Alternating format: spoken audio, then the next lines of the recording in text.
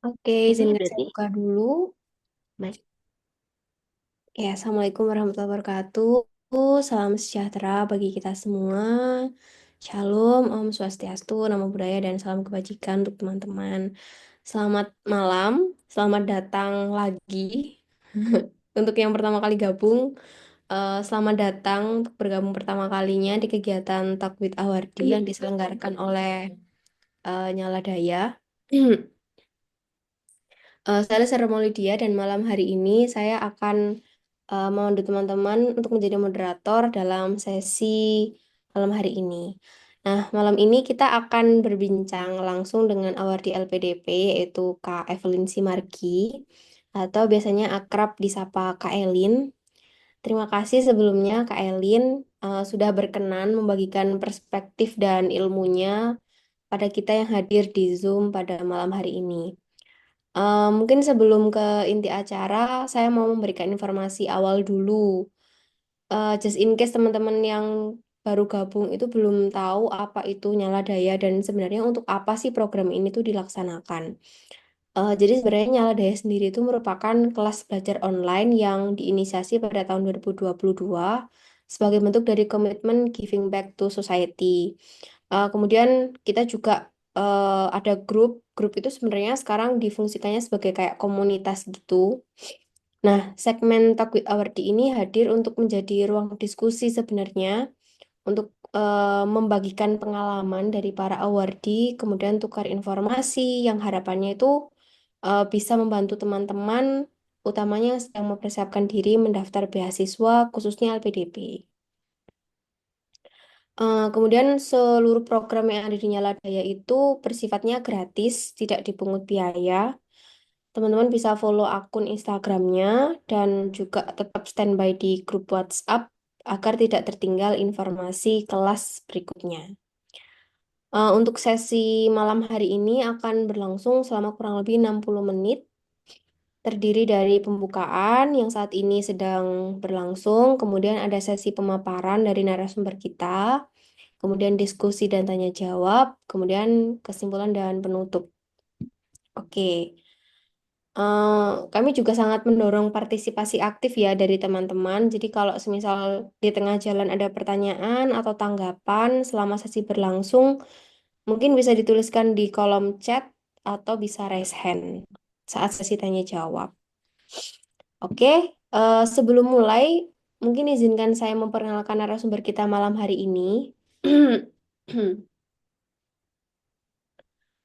Malam ini narasumber kita bernama lengkap Evelyn Simargi. Beliau merupakan Vice Principal Suci Renwen Preschool dan merupakan awardee LPDP PK 189.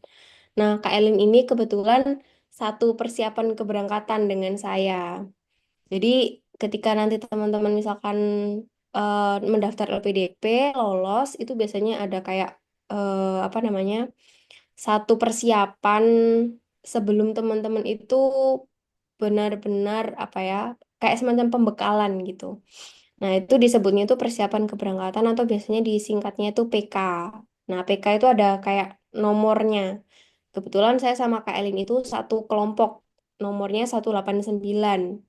Namanya Sembagi Arutala waktu itu. Yang saya tahu, Kak Elin ini sangat concern dengan isu pendidikan, utamanya berkaitan dengan manajemen sekolah. Correct me if I'm wrong, Kak Elin. Betul, betul. Oke, hari ini Kak Elin akan membagikan perspektifnya berkaitan dengan topik take a change tentang bagaimana sih sebenarnya kita tuh bisa berani melangkah untuk keluar dari zona nyaman kita meskipun kadang kita ngerasa itu belum siap gitu. Oke, tanpa berlama-lama lagi, mari kita dengarkan langsung cerita dari Kak Elin. Silakan Kak Elin. Baik, terima kasih Mbak Lisa. Terima kasih juga teman-teman yang sudah hadir. Em, dan terima kasih Mbak Lisa sudah mengundang saya. Ini eh, sangat berharga ya kesempatan ini buat saya untuk bisa sharing tentang gimana saya belajar untuk take a change. Em, Mungkin saya kenalin dulu, saya Evelyn Semargi. Saya satu kampus sama Mbak Lisa juga. Selain satu PK, kita satu kampus. Kita juga ya beberapa kali main bareng. Jadi lumayan temen bicara yang seru ya Mbak Lisa. Itu. Terus saya mau berbagi kisah pribadi saya. Mungkin simple, singkat, gak ada presentasi juga, tapi saya coba siapin yang terbaik juga ya. Kisah ini tuh tentang gimana saya belajar untuk berani mengambil kesempatan atau take a chance. Meski harus meninggalkan kenyamanan yang sudah lama saya bangun. Jadi mungkin saya mulai dari mungkin kita semua di sini ya pernah berada di titik hidup di mana semuanya terasa cukup, pekerjaannya stabil, lingkungannya nyaman, dan hidup berjalan tanpa gejolak besar.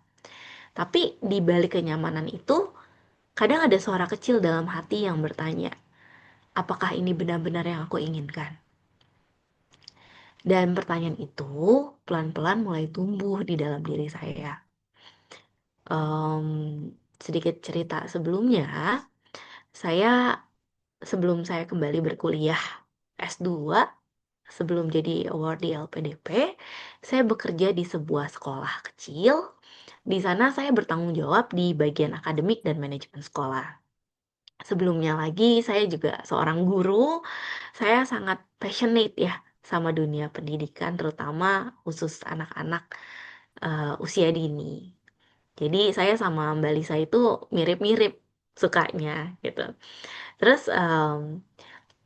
di sekolah yang dulu, ketika saya belajar, saya di bagian akademik dan manajemen sekolah, saya mengatur jadwal pelajaran, membantu para guru dengan perencanaan pembelajaran, menangani administrasi akademik, dan memastikan kegiatan belajar mengajar berjalan dengan lancar. Jadi dengan pengalaman sebelumnya, lalu saya diangkat untuk jadi koordinator itu di sekolah. Lalu seiring waktu, saya mulai memahami ritme pekerjaan itu. Saya mengenal murid saya, rekan guru, sistemnya bagaimana, dan bahkan tantangan-tantangannya. Dan tanpa saya sadari, saya mulai terjebak dalam kenyamanan. Karena ya saya sudah terbiasa dengan semuanya. Sampai ada satu waktu, saya bisa bicara, mungkin agak sombong ya. Kayaknya saya mengerjakan pekerjaan ini tuh bisa sambil tutup mata.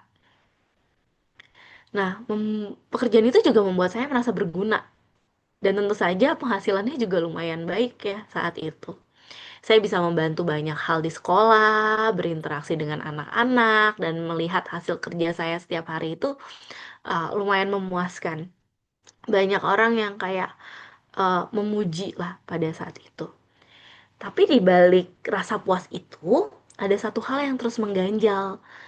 Impian saya yang lama tertunda untuk melanjutkan kuliah dan mendalami dunia pendidikan. Impian itu sebenarnya sudah ada sejak lama, sejak saya menjalankan pendidikan S1 saya di tahun 2010. Jadi saya baru masuk, saya sudah berpikir bahwa saya akan melanjutkan kuliah sepertinya. Saya tahu bahwa saya ingin memperdalam manajemen pendidikan saat itu. Karena dari awal saya sudah punya mimpi, suatu hari nanti saya mau bangun sekolah impian saya sendiri. Tapi waktu berlalu, saya bekerja, saya sibuk, semakin nyaman, semakin takut untuk memulai kembali dari nol. Jadi, saya harus bertanya-tanya sama diri saya lagi, bagaimana kalau nanti gagal ya? Terus, bagaimana kalau saya nggak sanggup secara finansial? Atau kalau semua ini hanya idealisme, bukan kenyataan yang bisa terjadi. Jadi, saya banyak mikir hal-hal seperti itu. Keraguan itu begitu kuat hingga saya hampir menyerah pada impian saya sendiri. Tapi satu hal yang saya pelajari dalam hidup saya, kadang kalau kita tidak ambil langkah pertama, hidup akan berhenti di situ saja. Akhirnya setelah banyak pertimbangan, tentu saja berdoa dan diskusi dengan orang-orang terdekat, saya memutuskan untuk kembali mengejar impian itu. Awalnya rencana saya sederhana. Saya ingin kuliah sambil tetap bekerja. Dengan begitu, saya masih punya penghasilan dan bisa tetap merasa nyaman dan aman. Namun, semesta ternyata punya rencana lain ya. Saya mencoba melamar beasiswa LPDP, Dan dengan penuh rasa syukur akhirnya saya diterima. Itu menjadi titik balik besar dalam hidup saya. Karena dalam menerima beasiswa LPDP, kita tidak boleh bekerja secara full time. Jadi mau tidak mau saya harus melepaskan pekerjaan saya sebelumnya. Dan tiba-tiba saat itu semua rencana harus berubah. Saya tidak lagi bekerja penuh waktu, part time pun tidak. Saya harus fokus kuliah, belajar lagi, terus menulis lagi. Mungkin selama ini menulis raport anak-anak ya masih bisa gitu. Terus berdiskusi lagi dengan teman-teman kuliah yang mana topiknya kadang oh terlalu sulit, terlalu dalam seperti itu. Dan lagi yang sangat mungkin saya harus banyak adjust dalam hidup saya adalah kondisi finansial yang lebih sedikit dari sebelumnya. Jadi di satu sisi saya sangat bahagia karena saya dapat kesempatan untuk fokus kuliah. Tapi di sisi lain saya juga agak sedikit takut. Saya meninggalkan kenyamanan yang sudah saya bangun selama bertahun-tahun. Dari saya tahun 2012 saya bekerja, lalu 2022 saya kembali lagi kuliah. Lumayan lama 10 tahun itu saya bangun. Terus saya meninggalkan gaji yang stabil sebelumnya. Mungkin LPDP tetap kasih uang stabil juga setiap bulan. Dan saya meninggalkan rutinitas yang sudah saya kuasai sebelumnya dan saya harus kembali ke hal yang baru. Saya nggak pernah tahu manajemen pendidikan serumit itu ketika saya kuliah. Saya tidak pernah tahu kalau saya akan belajar seluas itu dan sedalam itu dalam pendidikan. Dan lebih menantang lagi, saya harus mengatur ulang seluruh hidup saya akhirnya. Saya ini orang yang sangat percaya dengan perencanaan. Jadi saya punya planning A, B, C, D, E seperti itu. Terutama soal keuangan. Jadi saya rencanakan semuanya dengan oke, bulan ini saya mengeluarkan segini dan sekian. Tapi em, akhirnya pada saat saya menerima LPDP saya harus hitung ulang semuanya. Dan dulu saya selalu punya asuransi, tabungan dan rencana jangka panjang. Tapi saat saya mulai kuliah, semua itu harus disesuaikan. Karena pendapatan saya tidak seperti dulu lagi. Asuransi saya dulu lumayan mahal, lalu ada krisis moneter, akhirnya asuransinya harus naik harganya. Dan itu semakin mahal. Dengan pendapatan saya dari LPDP, sepertinya tidak mungkin saya mau ngambil asuransi itu. Akhirnya saya mesti lepaskan itu dan saya harus ganti ke asuransi yang lebih sederhana, lebih murah. Em, saya juga harus menyesuaikan gaya hidup saya, belajar hidup lebih hemat, dan menekan keinginan-keinginan yang dulu terasa mudah dipenuhi ketika sudah bekerja selama 10 tahun ya. Namun di tengah semua perubahan itu, saya memegang satu keyakinan kuat. Pada saat itu saya berpikir, ilmu yang saya kejar ini akan memberikan dampak jauh lebih besar daripada angka di rekening saya. Dan itu benar sekali. Masa kuliah itu membuka begitu banyak hal. Saya bisa belajar, bertemu dengan orang-orang hebat, salah satunya Mbak Lisa, berdiskusi tentang masa depan pendidikan di Indonesia. Itu hal yang sangat seru banget karena sesama mahasiswa biasanya idealismenya masih sama-sama tinggi, masih sama-sama uh, punya pemikiran yang sama tentang bagaimana kita bisa memajukan pendidikan di Indonesia seperti itu dan menyadari betapa pentingnya peran manajemen yang baik dalam dunia pendidikan. Lalu saya mulai masuk kuliah pada tahun 2022, gap yang lumayan jauh ya dari masa kuliah S1. Saat itu saya mengambil jurusan manajemen pendidikan dan akhirnya lulus pada tahun 2024. Pada tahun lalu kita lulus. Lalu perjalanan itu tidak mudah dan setiap prosesnya sangat bermakna sekali. Dari mulai masuk ke manajemen pendidikan, lalu saya tidak expect kalau saya akan belajar segitu banyaknya, segitu luasnya, bahkan sampai ke politik pun saya harus belajar ketika ada di manajemen pendidikan. Kemudian saya harus melewati pembuatan jurnal, penelitian ke sana kemari, Tapi semua itu sangat bermakna buat saya. Ketika cerita-cerita banyak waktu sama Mbak Lisa ya, itu eh, kita tahu bahwa ketika kita melihat PAUD-PAUD yang ada di Jogja, karena kita sama-sama lulusan UNY, kita benar-benar amazed. Dan kita rasanya pengen mengembalikan ke pendidikan yang kita punya. Mungkin Mbak Lisa di kuliah, di akademik yang lebih tinggi, di perkuliahan, kalau saya benar-benar praktisi di dunia pendidikan anak usia dini. Dan setelah lulus, hidup memberi saya sesuatu yang luar biasa ternyata. Melewati semua hal yang mungkin dari 2 tahun itu pengalaman yang luar biasa ya. Dengan pengalaman kerja sebelumnya, lalu ditambah gelar baru dan status sebagai alumni award di LPDP, saya justru mendapatkan kesempatan yang lebih besar dari sebelumnya. Saya diterima di tempat saya bekerja sekarang, sebuah sekolah baru di bawah yayasan besar. Jadi tahun 2024 kemarin mereka baru buka sekolahnya, dibuka cabang baru. Lalu em, pada saat itu saya adalah karyawan pertama.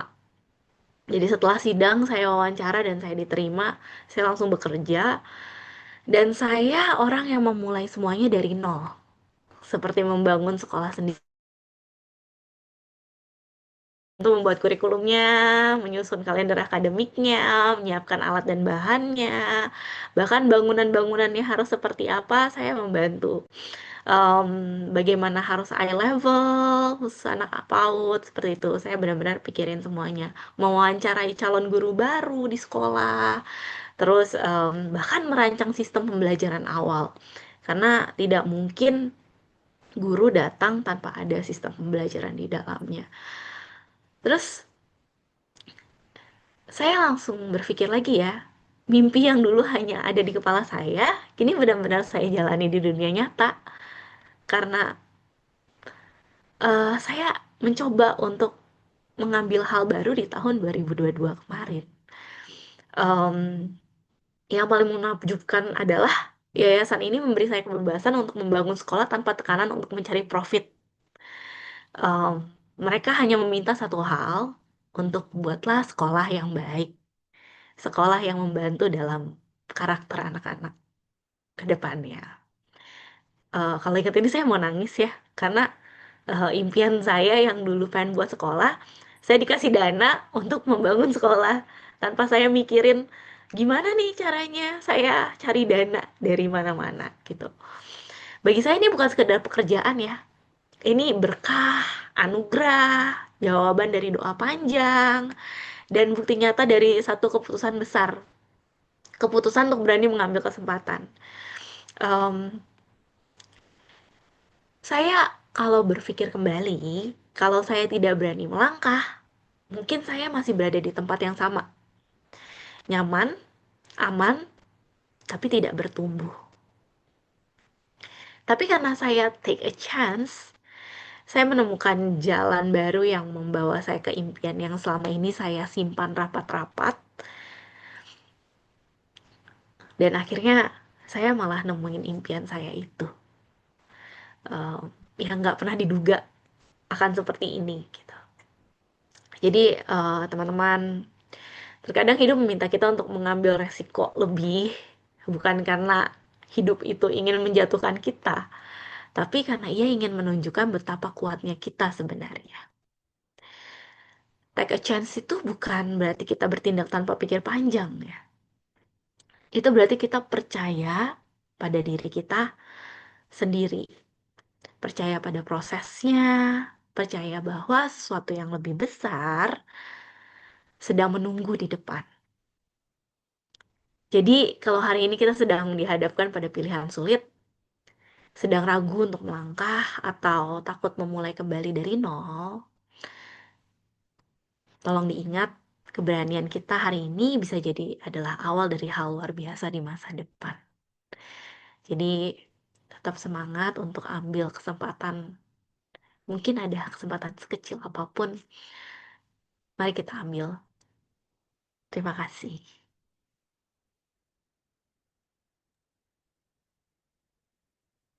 Terima kasih, Kak Elin. Sama-sama, terima kasih kembali. Sangat ini ya. Ini pas di sini tuh pas hujan, kemudian mendengarkan cerita dari Kak Elin tuh rasanya kayak pas gitu.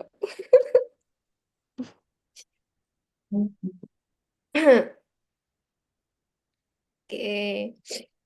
Em, Banyak banget sebenarnya yang mau saya tanyakan gitu. Tapi mungkin kita kasih kesempatan dulu untuk teman-teman kita yang sudah bergabung. Barangkali ada pertanyaan yang mau disampaikan, bisa on mic, on cam juga kalau mau. Tapi kalau nggak bisa, it's okay on mic aja, nggak apa-apa. Raise hand gitu, kemudian on mic. Kalaupun nggak bisa dan tetap pengen tanya, bisa melalui chat di kolom chat.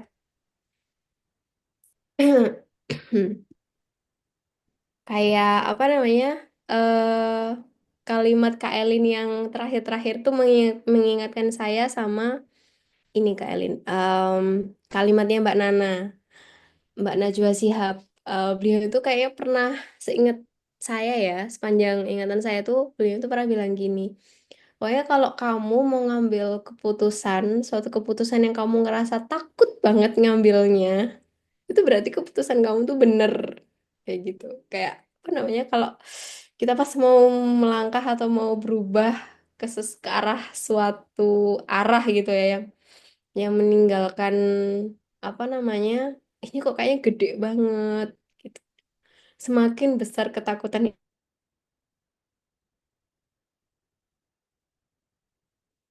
Sambil tunggu Mbak Lisa ya, teman-teman.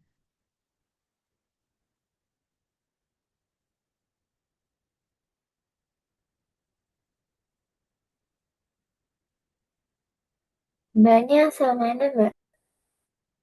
Iya, oh saya asal Jakarta, Mbak.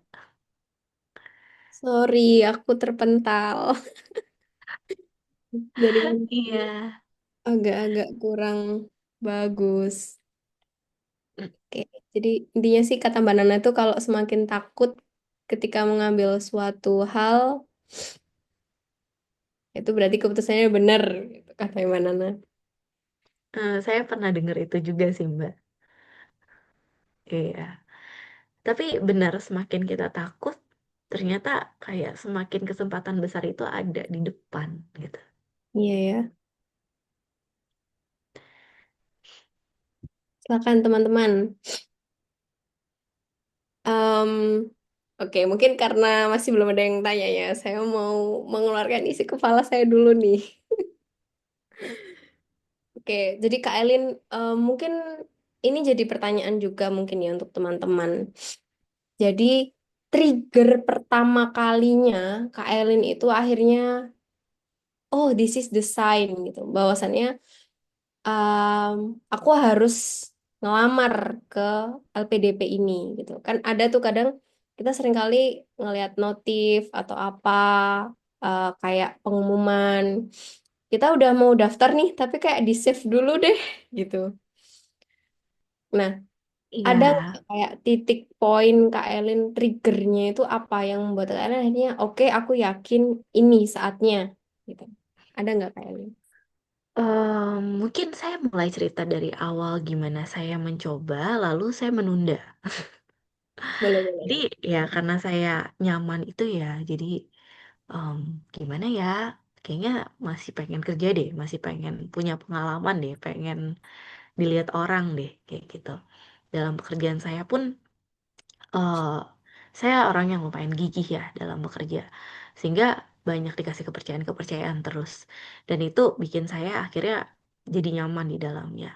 Lalu kayaknya tahun 2016, kayak 2 tahun setelah saya lulus kuliah, saya berpikir, ah gimana kalau saya mencoba melamar LPDP. Saya mulai baca-baca-baca-baca, tapi cuma di save. Lalu melupakan itu. Em, tapi saya masih punya impian di dalam hati saya mau kuliah.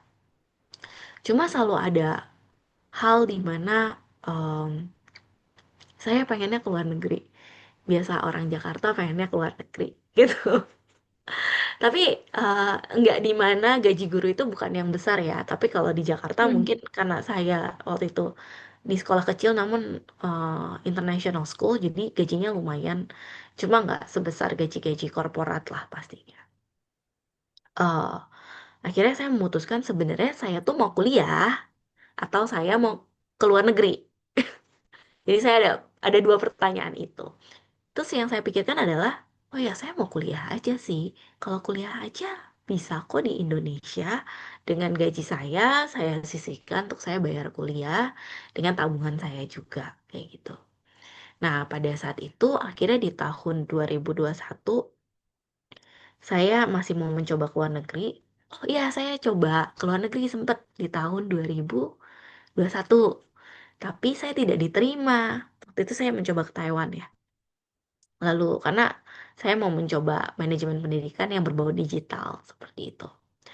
Terus saya tidak diterima, tidak ada alasan kenapa, tidak ada wawancara, cuma memberikan dokumen tapi tidak diterima. Lalu akhirnya eh, di tahun 2022 saya mikir hal itu, apakah saya mau keluar negeri atau saya mau kuliah lagi. Oh, yang saya mau kan saya mau belajar lagi, bukan saya mau keluar negerinya. Yang saya mau kan saya mau dapat ilmunya, bukan saya mau prestisnya seperti itu. Lalu akhirnya saya coba, saya punya sahabat eh, di Jakarta ini, teman dari SMA. Saya bilang, saya mau coba deh lanjut kuliah S2. Saya mau coba daftar di UNY deh. Saya lihat masih masuk akal nih biaya kuliahnya dan lain sebagainya. Dan dia termasuk eh, kampus universitas pendidikan yang bagus di Indonesia salah satunya. Lalu ketika saya coba, teman saya ingatkan, pada saat itu saya sudah diterima, sudah harus bayar uang masuk. Saya diingatkan teman saya bahwa jangan lupa LPDP lagi buka nih, pas banget kamu lagi apply S2 gitu. Oh iya, akhirnya titik baliknya di situ sih. Mungkin punya sahabat baik itu hal yang eh, apa ya, menguntungkan ya, mengingatkan kita bahwa oh ada kesempatan kok yang bisa kita ambil gitu.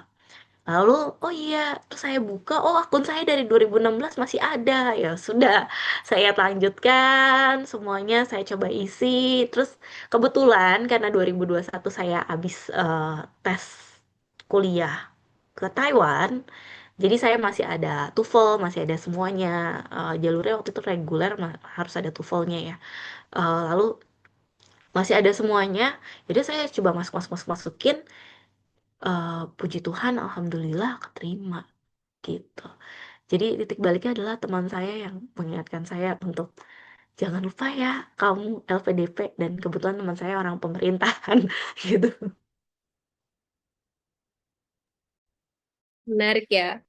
Kombinasinya itu bisa pas gitu. Jadi saat Kak Elin emang udah keterima, terus LPDP-nya buka, itu 1 banding sekian orang yang bisa punya ketepatan itu. Karena mungkin teman-teman yang di sini yang belum ada gambaran ya. Jadi LPDP itu ada skemanya. Jadi teman-teman tuh daftar LPDP-nya dulu, baru daftar kampusnya, atau daftar kampusnya dulu, jadi diterima kampusnya, baru daftar LPDP-nya. Nah, timeline dua-duanya itu harus pas, teman-teman. Nah, Betul, biasanya kayak nyari yang pasnya nih, kayak kadang dari universitas itu kalau misal teman-teman nanti udah diterima, itu nanti dari universitas itu biasanya ada batas waktu untuk teman-teman tuh bayar biaya masuk awal.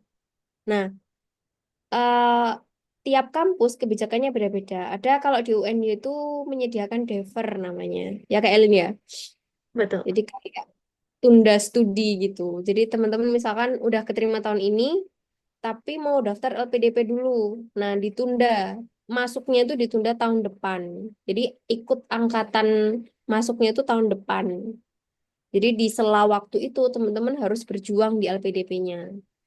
Itu kalau kampusnya menyediakan defer. Tapi kalau tidak menyediakan defer, Teman-teman tuh harus kejar-kejaran tadi LPDP-nya itu teman-teman harus lobbying dulu ke kampusnya, boleh nggak kayak gitu biasanya. Tapi kalau di UNY itu ada skemanya, memang mereka menyediakan defer gitu.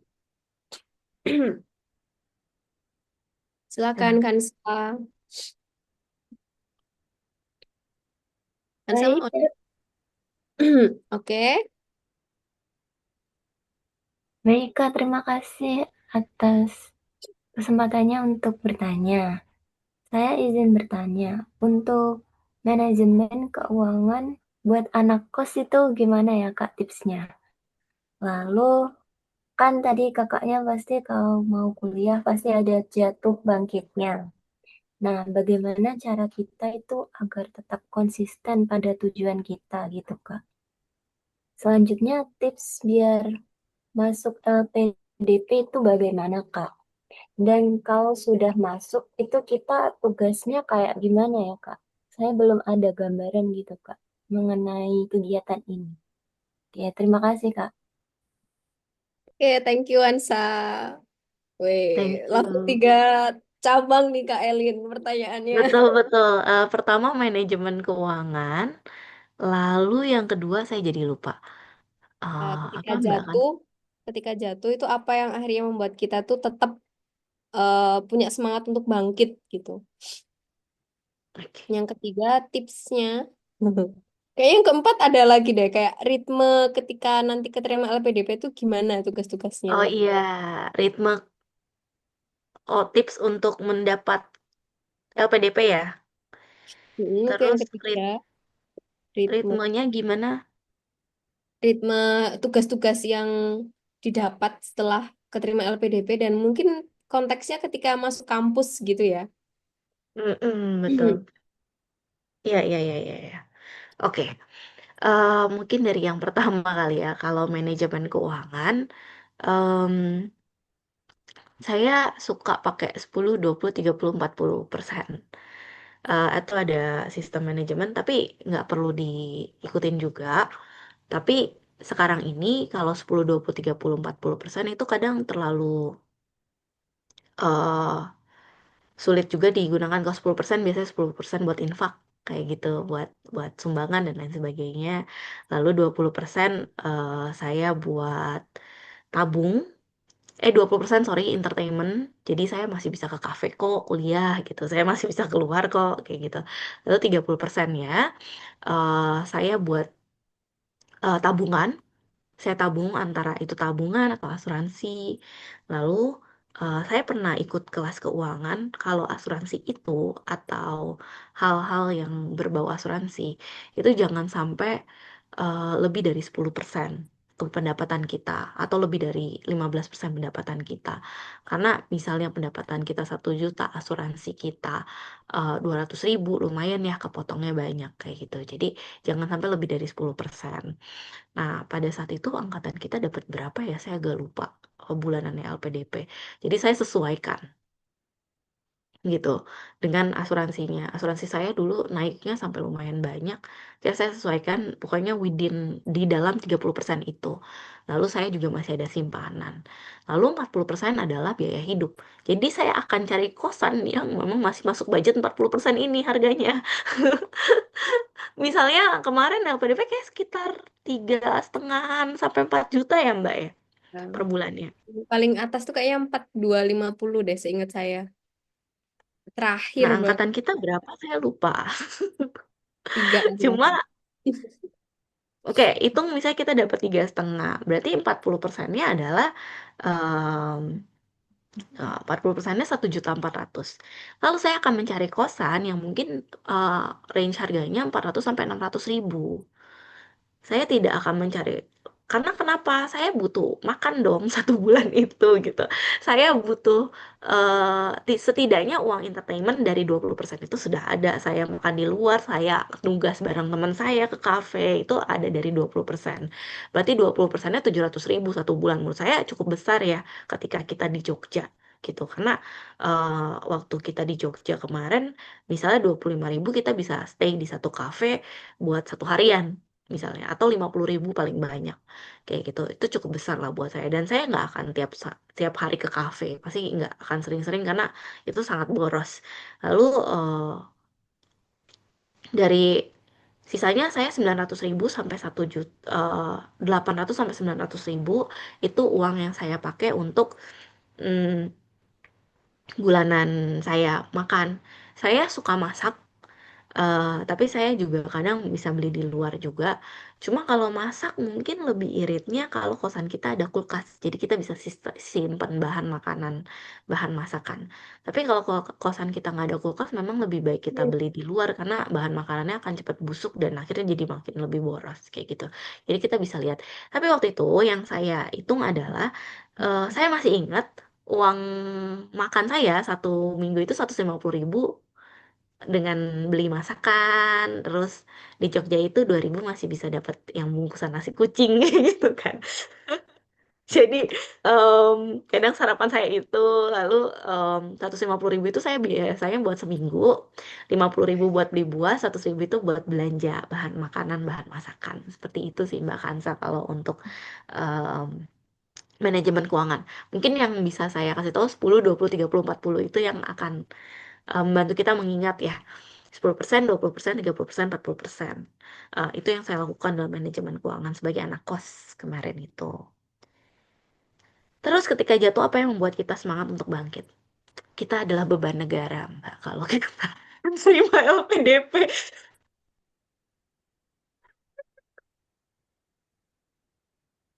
Aduh, maaf ya Mbak kalau saya receh, Mbak Kansa. Jadi, em, saya nggak mau membebani negara segitu beratnya sebagai penerima LPDP. Ini beban loh buat saya ya, menerima beasiswa dari negara, Kementerian Keuangan, yang kita tuh termasuk pendapatan beasiswa kita termasuk yang paling tinggi di antara beasiswa-beasiswa yang lain. Em, ini beban banget buat saya untuk nggak melanjutkan kuliah saya ketika saya malas. Yang saya ingat adalah gimana caranya saya membalas ini setelah saya selesai kayak gitu. Karena ketika pertama kali kan kita dikasih esai, disuruh nulis esai ya.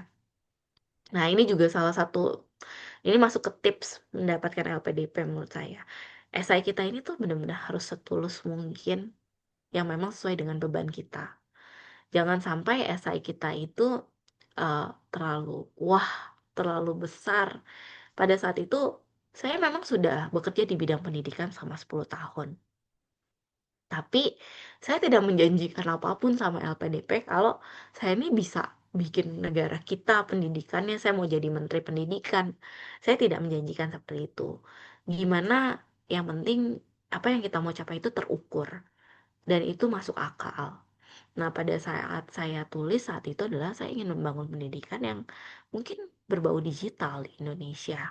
Ya, sekarang yang saya lagi jalanin juga di sekolah saya sekarang, seperti itu. Jadi, ketulusan kita, rasa-rasanya itu akan sangat dilihat oleh orang yang wawancara kita, gitu. Nah, ketika kita jatuh, esai kita itu tuh selalu bisa kita jadi acuan untuk kita baca ketika kita kuliah. Oh iya, saya mau lulus. Selain karena saya adalah beban negara, saya juga eh, harus ingat bahwa ini loh yang saya mau capai ke depannya. Nah, ini yang sangat membantu. Pada saat itu juga, pada saat persiapan keberangkatan beasiswa, penerima beasiswa, kita itu dikasih tugas untuk bikin grand life map ya. Grand, bener gak sih Mbak? Tiba-tiba lupa namanya. Live Eh, Grand Map. ya, grand map. Jadi kita disuruh bikin pemetaan hidup kita sampai mungkin 10 tahun ke depan, apa yang akan mau kita capai. Kita tuh disuruh bikin itu. Ternyata itu membantu juga. Kadang saya melihat kembali ke live grand map ini, lalu saya buka lagi, oh iya, di tahun ini saya mau jadi ini, di tahun ini saya mau jadi ini.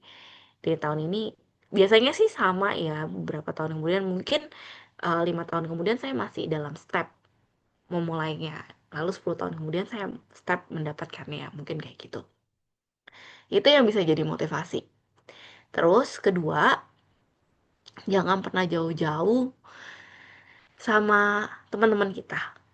Karena ketika kita sendirian, kadang jadi nggak semakin kuat ya, tapi semakin kita mungkin sedih.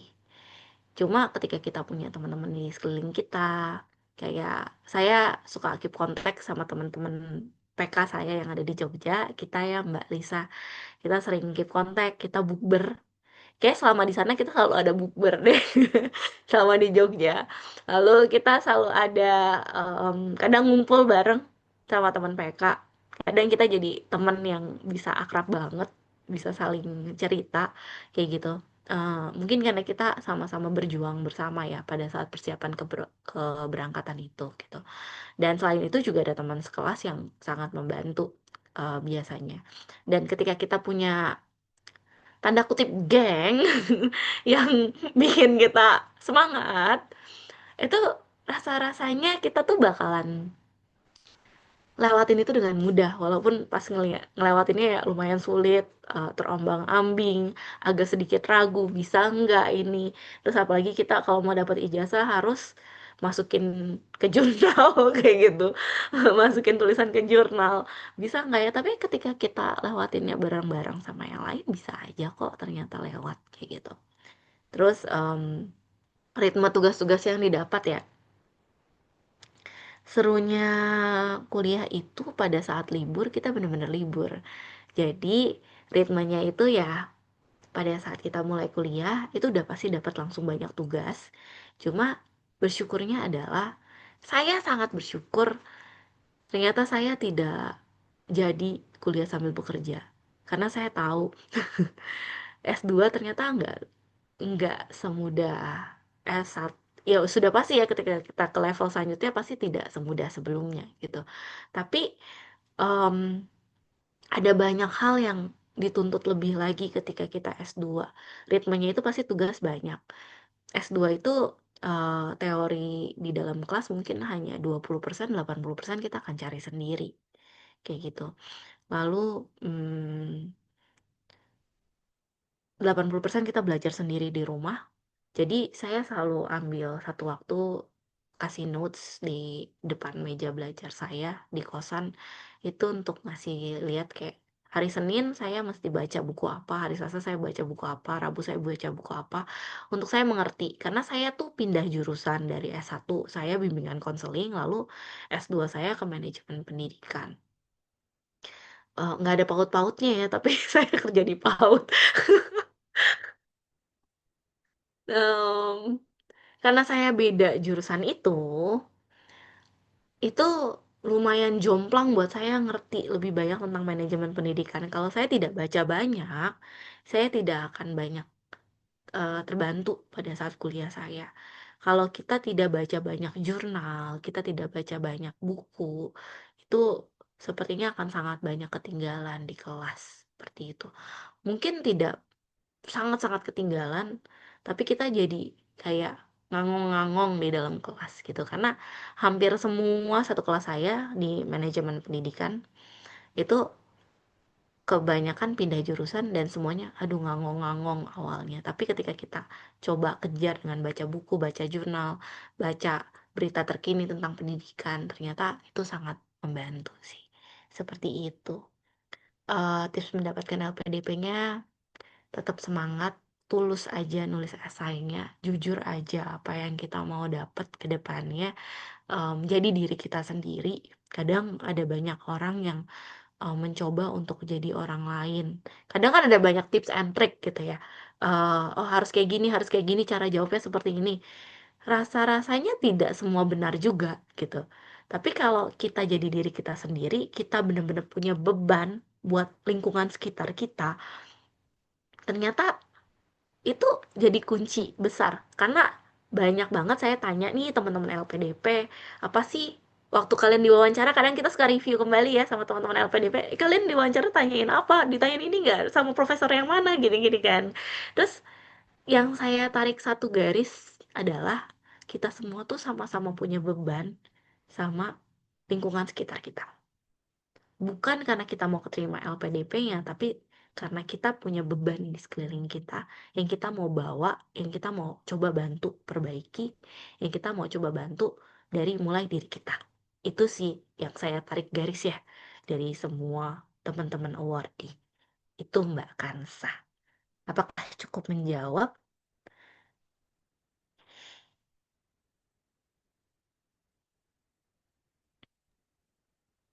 Oke, kalau sudah dapat beasiswa lain, bisa daftar LPDP tidak ya? Tidak. Tidak bisa. Kayak waktu itu saya kan pengurus kelurahan. Jadi kalau nanti semisal teman-teman tuh udah keterima LPDP, terus kuliah di kampus, misal di UGM, di UNY, di UM. Nah, itu tuh masing-masing ada kelurahannya. Sebutnya itu kelurahan. Jadi mereka itu yang menjembatani antara kampus dan LPDP.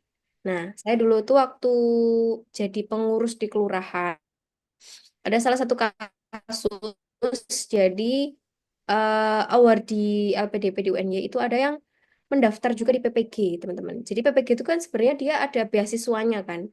Ketika melanjutkan PPG 1 tahun, itu kan dibiayai toh. Nah, itu nggak boleh sama LPDP. Jadi kemarin tuh ada kayak semacam pemberian sanksi gitu.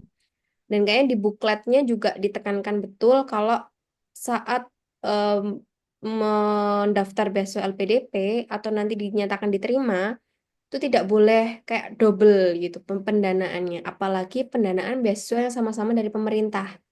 Makanya LPDP itu daftarnya kan pakai NIK. Jadi di trackingnya pakai NIK-nya teman-teman itu.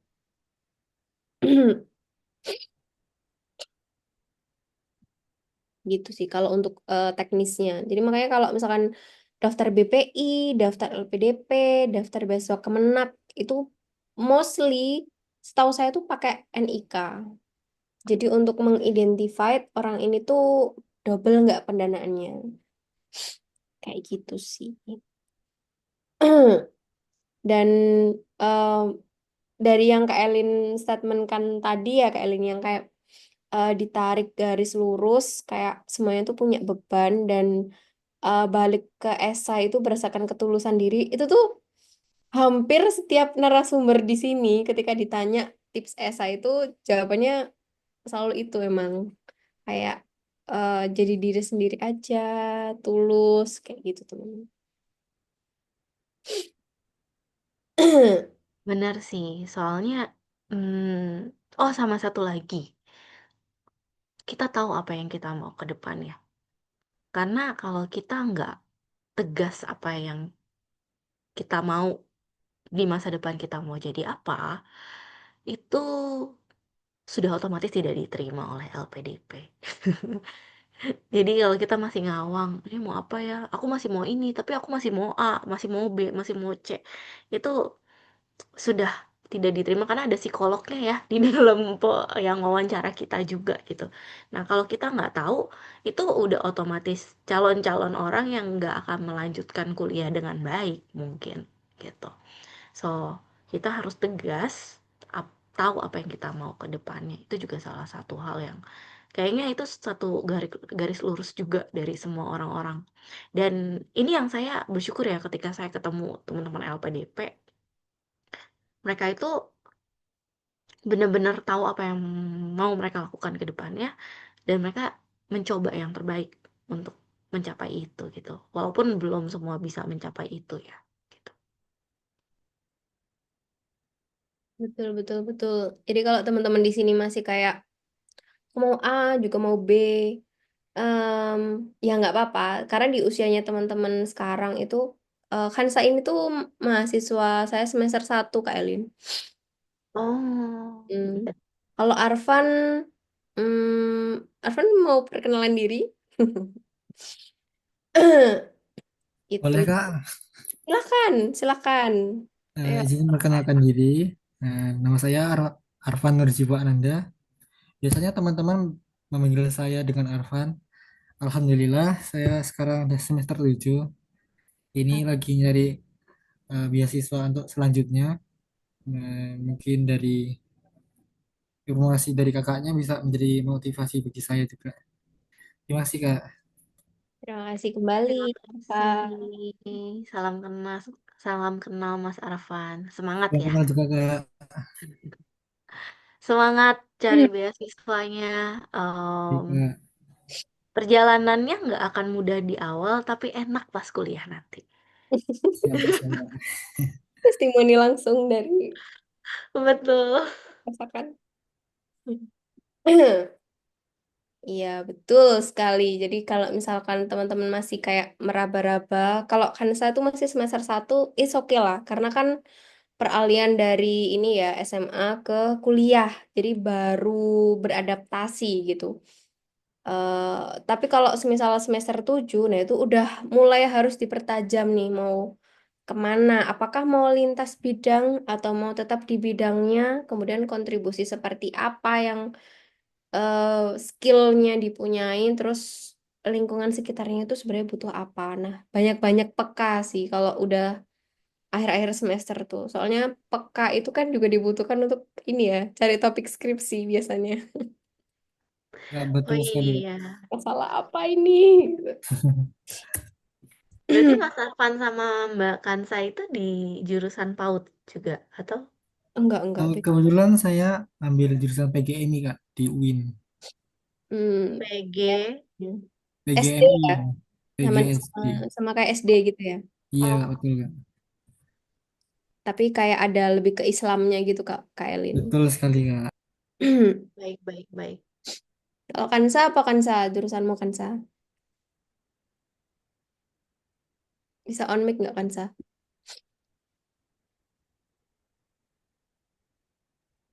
Halo Kak, Kansa jurusannya apa? gimana Kak? Maaf ini sambil ngerjain tugas. Kansa jurusannya apa?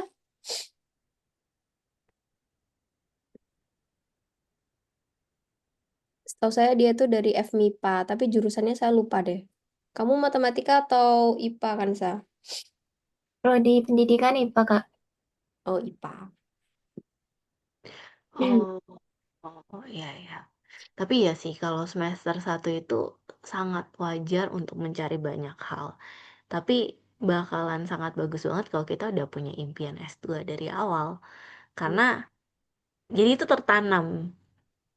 Walaupun nanti mungkin ya jalannya kayak saya yang mungkin butuh 10 tahun kerja dulu, baru ngeh, oke saya harus melanjutkan kuliah lagi gitu. Itu akan tetap ada di hati kita sih. Itu yang saya rasain ya. Ketika saya jalannya mesti panjang dulu, saya masih punya impian di hati saya bahwa oh saya harus lanjutin kuliah lagi, saya harus tahu banyak lagi tentang pendidikan kayak gitu. Semangat Mbak Kansah, mulai dari semester satu ini. Sambil nyusun laprak sambil semangat Kansa gitu ya. Iya, sangat ini ya, sangat multitasking. Kak Arfan mau ada yang ditanyakan barangkali ke Kak Elin. Suka soalnya buru-buru mau ke musola Kak, ada acara. Oke. Ah, Oke. iya. Oke, kalau begitu ini sudah jam 8. Berakhir sudah ya teman-teman segmen Talk with Awar di malam hari ini. Untuk recordingnya nanti akan diunggah di YouTube-nya Nyala Daya. Nanti linknya akan saya share juga di Instagram dan juga grup. Saya mau ngucapin terima kasih yang sebesar-besarnya kepada Kak Elin atas paparan ceritanya yang begitu menarik sekali, menggugah dan penuh makna yang bisa saya rasakan. Terima kasih juga kepada teman-teman yang sudah hadir dan menyimak dengan antusias dari awal sampai akhir. Hari ini kita tidak hanya mendengarkan cerita, tapi juga menyerap poin penting bahwasannya take a chance itu bukan bertindak tanpa pikir panjang, kata Kak Elin tadi. Tapi sebenarnya percaya bahwa ada sesuatu yang lebih besar menunggu di depan sana, menunggu kita gitu. Jadi tetap semangat untuk ambil kesempatan. Semoga sesi ini bisa menjadi titik nyala bagi kita semua untuk terus bergerak, berjejaring, dan berkontribusi dari ruang masing-masing.